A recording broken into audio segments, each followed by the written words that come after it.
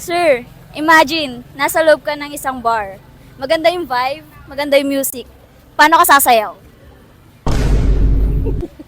Depende. Depende sa ugong ng tugtog. Paano, sir? Ayaw. Ayaw ka. Di ba yan? Kala ko tanong lang. Pag ano,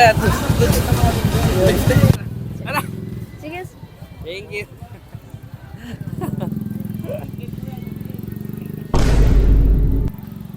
May kasama pang... Grabe ate, bibigla nyo. First time ko lang dito.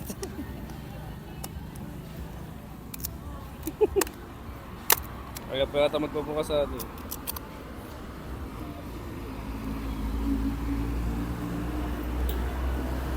Okay na yun.